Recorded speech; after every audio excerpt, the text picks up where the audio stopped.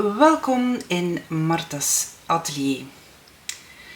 De vraag die gesteld wordt is: wanneer je begint met schilderen, koop je studiekwaliteit of koop je artist quality? Dus dit is de beste kwaliteit die professionele schilders aankopen.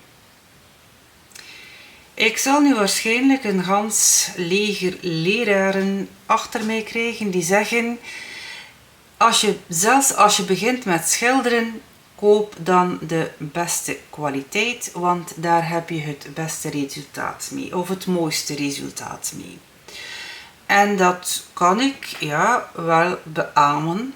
Dat is misschien wel zo, maar het materiaal doet ook niet alles. Het doet zeker iets, maar het doet niet alles. En als je begint met schilderen en je moet heel veel verf aankopen, dan zou ik zeggen: koop gerust studieverf. Wat is nu het verschil tussen studieverf en artist quality? Dat is dat er hier veel meer vulmiddel in zit en minder pigment. Hier zit er weinig vulmiddel in en heel veel pigment. Dat wil zeggen dat het wel iets zal doen met je kleuren. Soms moet je wat meer van deze verf gebruiken om tot een bepaald kleur te komen natuurlijk. Wat je met dit hier minder hebt. Er hangt natuurlijk wel een prijskaartje aan. Dit zijn hier 2 tubetjes die ik onlangs heb gekocht. Dit zijn 40 milliliter tuben. En dit is ultramarijn. En voor 40 milliliter heb ik hiervoor €10,33 betaald. En voor dit hier, dit is Rembrandt bruin 40 milliliter. Daarvoor betaalde ik €30,20. In vergelijking nu met een studieverf. Dit hier, deze gele oker, dit is een tube van 200 milliliter. En hier betaal je momenteel €12,87 voor. Dus er is echt wel een heel groot verschil in prijs. Als ik dan kijk naar de studieverf in ultramarijn, voor 200 milliliter betaal je €12,87, terwijl ik hiervoor €10,33 heb betaald. Dus het is echt wel een heel verschil qua prijs. Dus dan heb ik de neiging om te zeggen: als je helemaal nieuw bent in het schilderen, koop dan gerust studieverf. Want de studieverf van Cobra vind ik echt wel zeer goed. Er wordt dan gezegd: oké, maar koop dan wat minder kleuren aan.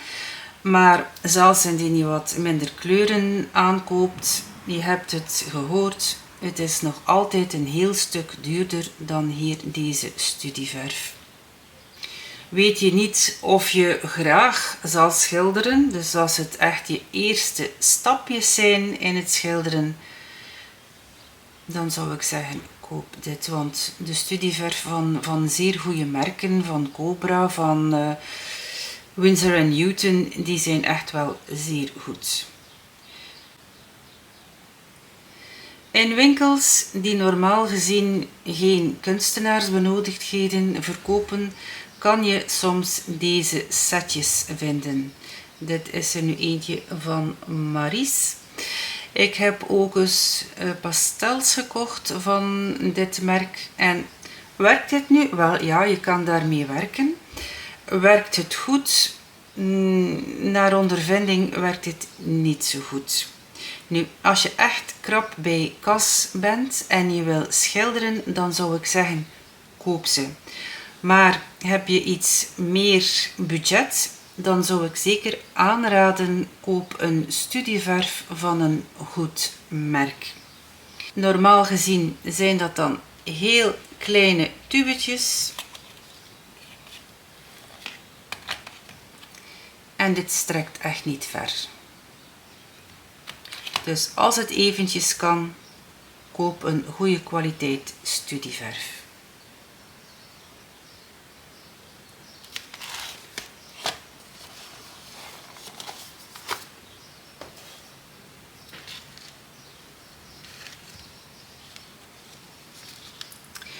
Wat ik nu wel nog wil meegeven als laatste, dat is, als je reeds een hele poos schildert, dan zou ik zeker aanraden van over te schakelen van kleur naar artist quality. Dus bijvoorbeeld je oker raakt op.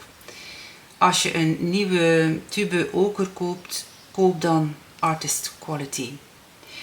Zeker wanneer je werk begint te verkopen, dan moet je echt wel naar die artist quality overstappen.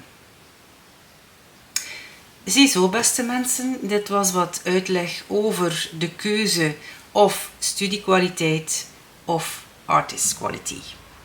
Ik hoop dat jullie het interessant vonden en tot in de volgende video.